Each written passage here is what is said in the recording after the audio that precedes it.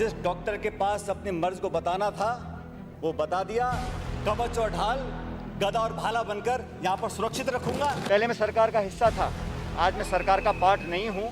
जहाँ पर कोई कहाँ बैठता है महत्वपूर्ण नहीं है।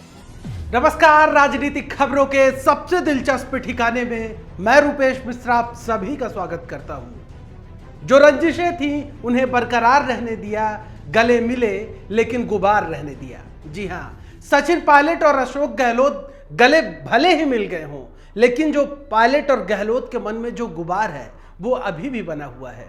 इसके एक मर्तबा नहीं बल्कि कई मर्तबा देखने को ऐसा मिल गया कि दोनों के बीच की जो रंजिशें हैं वो कहीं ना कहीं बनी हुई है। लिहाजा माना जा रहा है कि जो शह और मात का जो खेल था वो अभी बंद नहीं हुआ है। शह और मात का खेल अभी आगे भी चलता रहेगा। लेकिन इसी बीच मुख्यमंत्री गहलोत ने एक ऐसा कदम उठा दिया है जो जाहिर तौर पर सचिन पायलट की बेचैनी बढ़ा सकता है। क्या है पायलट का वो कदम और गहलोत के उस कदम पर पायलट की क्या प्रतिक्रिया रही? इस पूरे मामले को विस्तार से समझने के लिए देखिए हमारी खास रिपोर्ट। हवा में हिचकोले खा रही सूबे की गहलोत सरकार ने शुक्रवार को आखिरकार ध्वनिमत से विश्वास मत हासिल तो कर लिया, लेकिन उससे ज्यादा कहीं चर्चा पायलट की कुर्सी की होती रही। आपको बता दें कि पायलट को बगावत के बाद सदन में अपना पुराना स्थान भी गंवाना पड़ा। पायलट कांग्रेसी विधायकों के बाद निर्दलीय विधायकों के बगल में बैठाए गए। निर्दलीय विधायक सोफे पर बैठे थे और बगल में पायलट आने जाने वालों के रास्ते में कुर्सी पर बिठाए गए थे। पायलट ने अपना ठिकाना बदलने पर क्या कुछ कहा, पहले उसे सुनिए। पहले जब मैं वहां बैठता था तो सुरक्षित था, सरकार का हिस्सा था। पक्ष है, विपक्ष है, और सरहद पर किसको भेजा जाता है? सबसे मजबूत योद्धा को भेजा जाता है। जो कुछ कहना था, सुनना था, चाहे मैं हूं चाहे मेरा कोई साथी हो।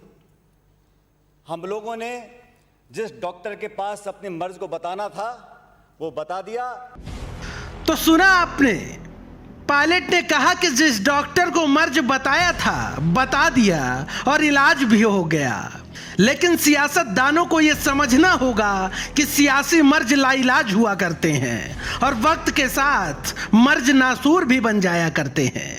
खैर, पायलट के बैठने का ठिकाना बदलने को लेकर सियासी पंडित अलग अलग रूप से देख रहे हैं, लेकिन पायलट के कुर्सी बदलने का मुद्दा सदन में सबसे ज्यादा सुर्खियों पर रहा।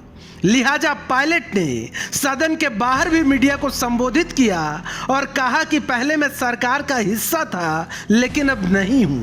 पहले मैं सरकार का हिस्सा था, आज मैं सरकार का पार्ट नहीं हूं। लेकिन जहां पर कोई कहां बैठता है महत्वपूर्ण नहीं है। लोगों के दिल और दिमाग में क्या है वो ज़्यादा महत्वपूर्ण है।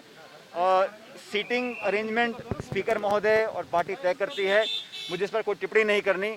लेकिन इतना कहना चाहता हूँ कि जीवन की आखिरी सांस तक मैं इस प्रदेश के लिए समर्पित हूँ।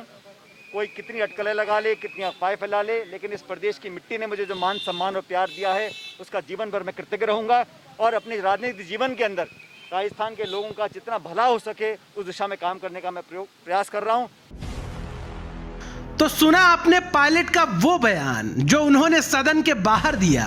और कल खास बात यह देखने को मिली कि ना तो पायलट ने गहलोत का नाम लिया एक बार और ना ही गहलोत ने एक भी बार पायलट का नाम लिया। यानी ये बात तो साफ हो चुकी है कि दोनों के बीच में सिर्फ और सिर्फ समझौता हुआ है। कुल मिलाकर पूरे सियासी परिदृश्य को देखें तो साफ होता है कि पायलट गहलोत के झगड़े की ये कोई हैप्पी एंडिंग नहीं हुई है, बल्कि अभी बहुत कुछ होना बाकी है। Bureau report, the fact India.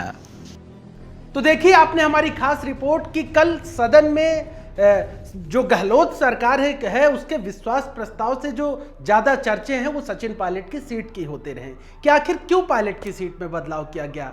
क्या ये गहलोत सरकार का एक दांव माना जाए कि जिस प्रकार से पायलट ने बागी रुख अख्तियार किया उसका परिणाम ये है कि आज उन्हें उनकी सीट ही अलग कर दी गई। आपको बता दें कि जो निर्दलीय विधायक है वो सोफे में बैठे थे, लेकिन सचिन पायलट को सदन के अंदर एक कुर्सी में बैठाया गया। जाहिर तौर पर सवाल कई उठ रहे हैं इस पूरे मामले पर, लेकिन देखना ये होगा कि आखिर बात कैसे बनती है, क्योंकि कहीं ना कहीं जो मन के अंदर जो गुबार है वो अभी भी नजर आ रहा है। दोस्तों कल फिर हाजिर होंगे राजस्थान की सियासत की एक दिलचस्प खबर के साथ। तब तक के लिए नमस्कार।